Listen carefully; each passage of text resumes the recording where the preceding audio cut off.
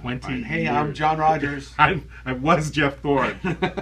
And we're here to talk about the Apple of Discord. Yes, It right. was Noah Wyle was available for a very limited number of episodes, specifically the first two and the last two. We had this interesting, and part of the challenges of the structure of the show is we had a show where one of the lead characters would not be around all the time. Right. So we decided to make it text. We decided to make one of the conflicts of the episode you're about to watch what it's like for Baird, who's now running the group and doing a great job and looking fabulous doing it, when all of a sudden the star bombs back in. It's always weird when one person's in charge and other people bomb in and out, and we found it to be a really relatable issue. Yes. You know, something that everyone can wrap your head around. The other kind of cool thing is this was actually 2 episodes spot welded together. You know, shows, a good show has 2 things. It has the complications and has the conflict. And some shows you watch that are in the action-adventure or magical action-adventure genre only have the complications. The complications is the stuff that keeps you from getting what you want. The conflict is how you feel about it and the personal issues that come up because of that. And so what happened is these 2 episodes, one had a great series of conflicts.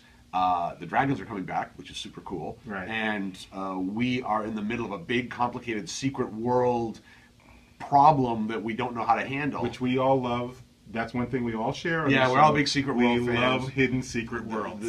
There's a reference that John Larroquette's character Jenkins makes to the Wold-Newton Accords.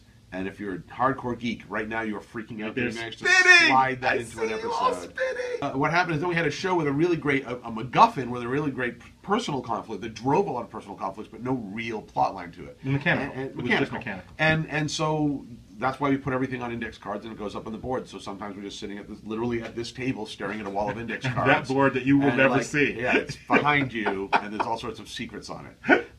So there's just, sometimes you just literally take a card and a card, shove them together, and there's an episode.